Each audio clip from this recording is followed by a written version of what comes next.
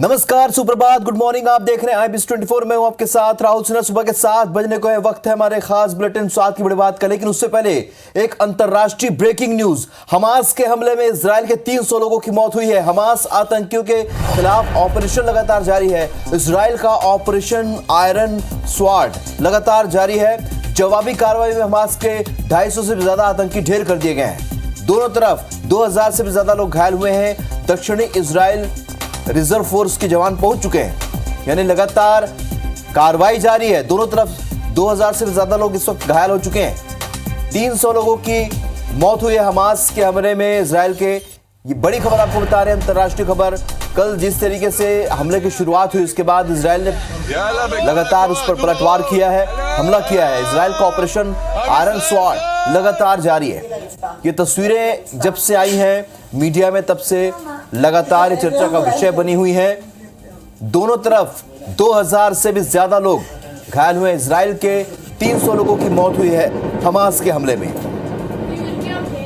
बड़ी खबर आपको बता रहे हैं, अंतर्राष्ट्रीय खबर, बड़ी अंतर्राष्ट्रीय खबर जिस पे लगातार लोगों की नजर बनी हुई है। हमास आतंकियों के खिलाफ लगातार ऑपरेशन जारी है इजराइल का। लेकिन इस बीच हमास ने हमला किया, इजराइल के 300 लोगों की मौत हुई है। जवाबी कार्रवाई में हमास के 250 आतंकी ढेर कर दिए गए और दोनों तरफ से लगभग 2000 से भी ज्यादा लोग घायल हुए। बड़ी खबर आपको बता रहे हैं, दक्षिण इजराइल पहुंच चुके रिजर्व फोर्स के जवान, जो कि तस्वीरों में आप देख रहे हैं। लगातार कार्रवाई जारी है और जिस तरीके से पूरा घटनाक्रम सामने है, पूरे दुनिया की नजर इस वक्त इजराइल और हमास के बीच जारी इस तकरार की, इस युद्ध की है, जहां पर लगातार इजराइल हमास पर हमले कर रहा है। तो जवाबी कार्रवाई में हमास के 300 लोगों की मौत हुई, इजराइल के 300 लोगों की, जो कि हमास ने हमला किया। दोनों तरफ से 2000 से भी ज्यादा लोग घायल हुए हैं। ये दो तस्वीरें आपके सामने, इजराइल और हमास में ये तस्वीरें सामने, जहां पर हर तरफ धुएं का गुबार, मिसाइल के हमले ये देखने को मिल रहे हैं। धमाके की आवाज, मिसाइल के हमले और धुएं का गुबार, जगह जगह आग लग चुकी है। तस्वीरें आप देखिए, बहुमंजिला इमारतें मिसाइल के हमले से घिरी हुई। तो हमास के हमले में 300 इजरायली सेना के जवान मारे गए हैं। इजराइल में 300 लोगों की मौत हुई, तो वहीं जवाबी कार्रवाई में 250 आतंकियों को इजराइल ने ढेर कर दिया।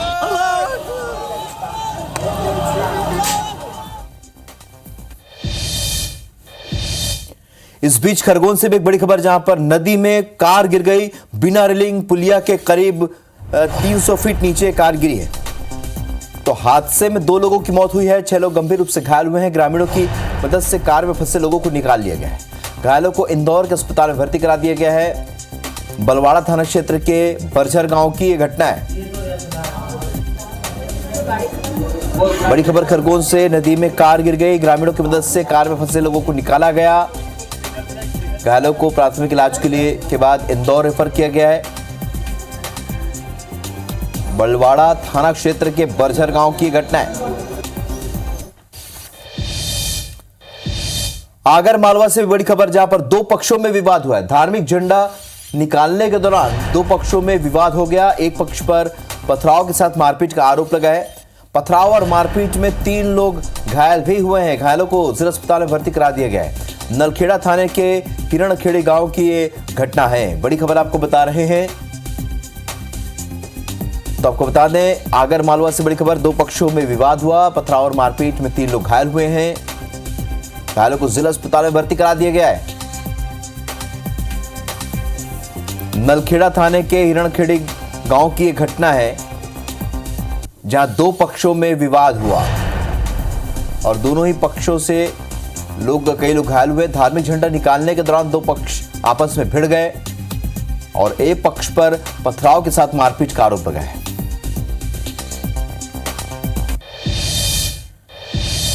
चलिए, तो 7 बज चुके हैं। 7 की बड़ी बात की शुरुआत करते हैं और सबसे पहले दिखाते हैं आपको हेडलाइंस। पीएम मोदी का राजस्थान दौरा आज। श्रीगंगानगर में कई विकास कार्यों की देंगे सौगात, जनसभा को करेंगे संबोधित। कांग्रेस सीईसी की बैठक में फाइनल नहीं हो सके टिकट, कमलनाथ बोले 140 सीटों पर हुई चर्चा, 4 से 5 दिन में जारी हो सकती है लिस्ट। रायपुर में आज कांग्रेस चुनाव समिति की बैठक, सीएम भूपेश, टीएस सिंहदेव, प्रभारी शैलजा रहे होंगी शामिल। प्रत्याशियों और चुनावी रणनीति पर होगा मंथन। आगर मालवा में धार्मिक झंडा निकालने के दौरान 2 पक्षों में विवाद, एक पक्ष पर मारपीट के साथ पथराव का आरोप। पथराव और मारपीट में 3 लोग हुए गंभीर रूप से घायल। खरगोन में बिना रेलिंग पुलिया से करीब 30 फीट नीचे गिरी कार, हादसे में 2 लोगों की मौत, 6 गंभीर रूप से घायल। घायलों का इलाज जारी।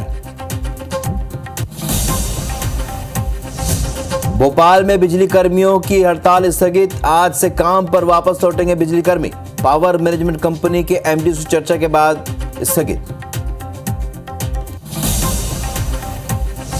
वर्ल्ड कप 2023 में आज भारत का मुकाबला ऑस्ट्रेलिया से। शुभमन गिल के खेलने पर संशय बरकरार, चेन्नई में दोपहर 2 बजे से होगा मुकाबला। और इजराइल और हमास में 22 जगहों पर जंग जारी, हमास ने इजरायलियों को बनाया बंधक। जंग में मरने वालों की संख्या 500 के पार।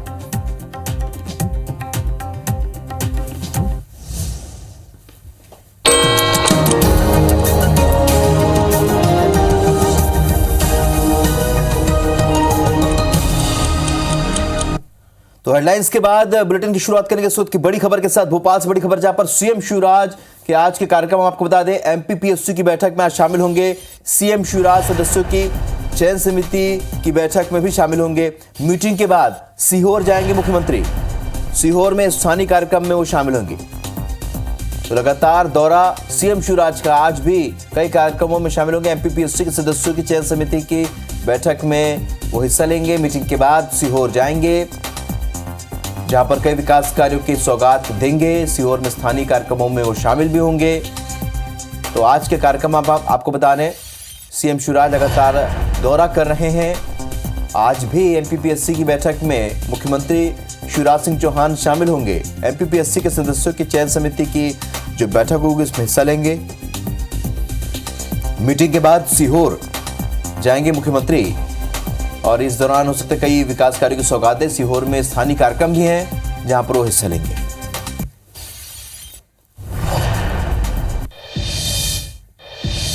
रायपुर से भी इस वक्त एक बड़ी खबर, जहां पर आज फिर चुनाव समिति की बैठक होने जा रही है। सीएम निवास में ये शाम को बैठक होगी। सभी सीटों पर सिंगल नाम तय किए जाएंगे। सीएम भूपेश बघेल, टीएस सिंहदेव यहां मौजूद रहेंगे। प्रभारी कुमारी शैलजा, दीपक बैज भी इस बैठक में हिस्सा लेंगे। तो मंथन लगातार जारी है प्रत्याशियों को लेकर। अभी तक कांग्रेस ने कोई भी सूची जारी नहीं की है।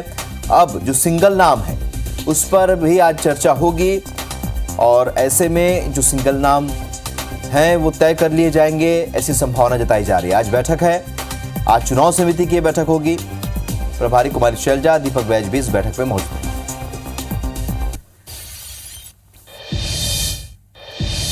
सीईसी की बैठक के बाद कमलनाथ का बड़ा बयान आया। सीईसी की बैठक में 140 सीटों पर चर्चा हुई, लेकिन अभी फाइनल फैसला नहीं हुआ, ये कहा है कमलनाथ ने। 4 से 5 दिन में सूची जारी हो सकती है, ये भी पूर्व मुख्यमंत्री कमलनाथ ने कहा है। कांग्रेस मुख्यालय में 2.5 घंटे तक ये बैठक चली। शनिवार को कांग्रेस केंद्रीय चुनाव समिति की बैठक हो चुकी है और इस बैठक में क्या हुआ ये कमलनाथ ने बताया, अभी कुछ फाइनल नहीं हुआ है। 4 से 5 दिन में सूची जारी हो सकती है, ये कहा है पीसीसी चीफ पूर्व मुख्यमंत्री कमलनाथ ने। कांग्रेस मुख्यालय में 2.5 घंटे तक ये बैठक चली है, लेकिन इस बैठक के बाद अब तक कुछ तय नहीं हो पाया है। सीईसी की बैठक के बाद कमलनाथ ने बयान दिया है कि जल्द ही इसे फाइनल कर लिया जाएगा, सूची जारी हो जाएगी।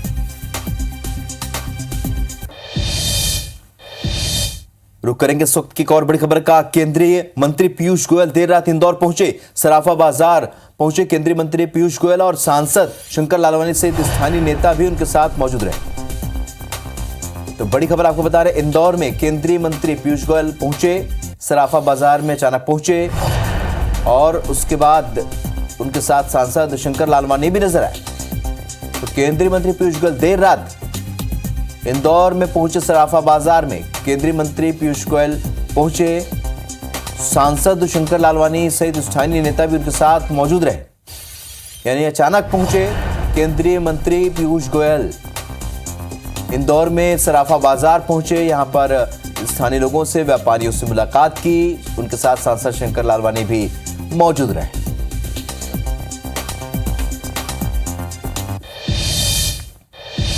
भोपाल से इस वक्त एक बड़ी खबर, जहां पर बिजली कर्मियों की हड़ताल स्थगित कर दी गई। आज से काम पर वापस लौट जाएंगे बिजली कर्मी। पावर मैनेजमेंट कंपनी के एमडी से चर्चा के बाद उन्होंने फैसला लिया है। चर्चा में विभिन्न मुद्दों पर सहमति बनी है। कर्मचारियों पर कार्रवाई जो हुई है उसे निरस्त किया जाएगा, ये भी तय हो गया। इसके बाद एक राहत की खबर ये आई कि जितने भी बिजली कर्मी जो कि हड़ताल पर जाने वाले थे, उन्होंने अपनी हड़ताल स्थगित कर दी है और अब काम पर लौट जाएंगे। तो विभिन्न मुद्दों पर ये हड़ताल पर जाने वाले थे कर्मचारियों पर हुई कार्रवाई भी अब निरस्त कर दी जाएगी। जो उनकी मांगे थी, उन मांगों पर चर्चा हुई और काफी हद तक बात बन गई, इसलिए बिजली कर्मियों की हड़ताल स्थगित हो गई।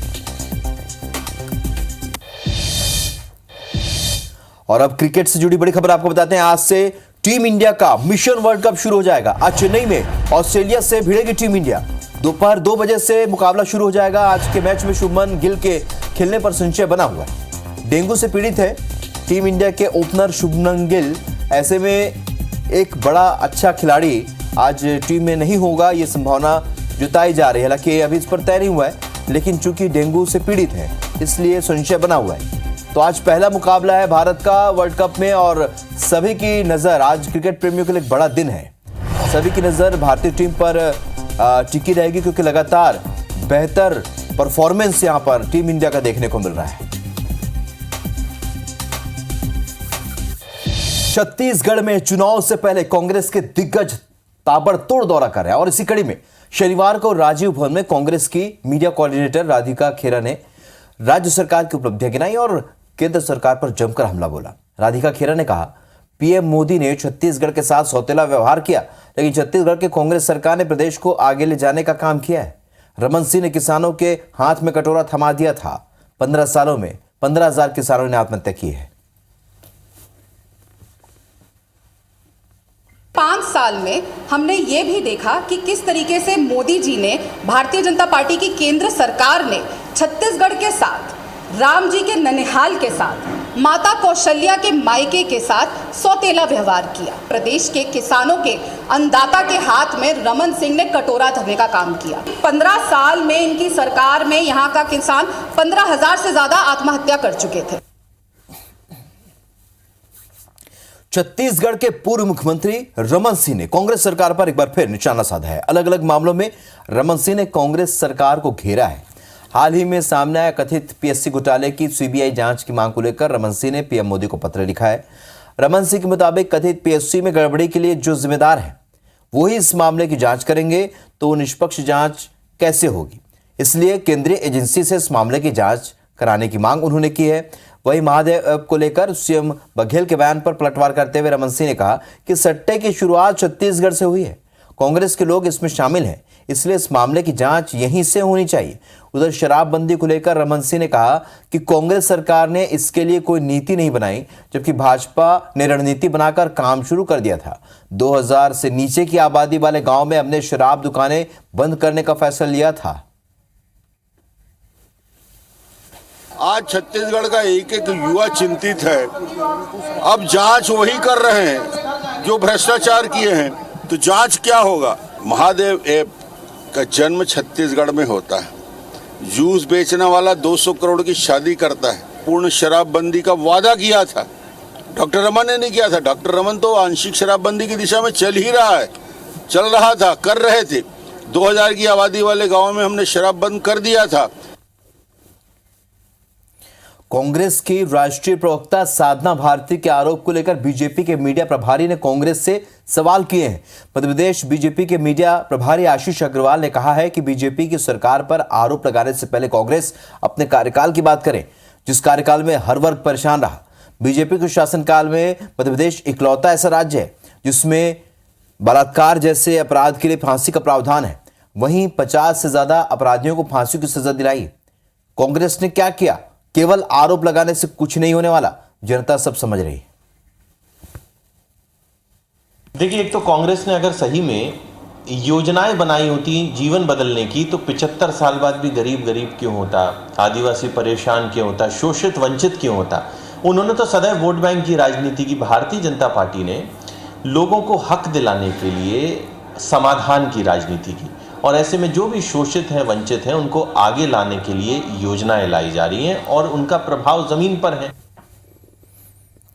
जबलपुर में बन रहे प्रदेश के सबसे लंबे फ्लाईओवर की साइट पर बड़ा हादसा हो गया। काम करने के दौरान मलबा ढह जाने से 7 मजदूर दब गए। इसमें से एक मजदूर की मौत हो गई, 6 घायल हैं और इनका अस्पताल में इलाज चल रहा है। बताया जा रहा है कि मदन महल चौराहे पर मजदूर फ्लाईओवर के नीचे नाला निर्माण में जुटे हुए थे, तभी ऊपर रखा मलबा मजदूरों पर गिर गया। वहीं इस हादसे को लेकर कांग्रेस पार्षदों ने घटनास्थल पर धरना प्रदर्शन कर ठेकेदार और अधिकारियों पर कार्रवाई की मांग की।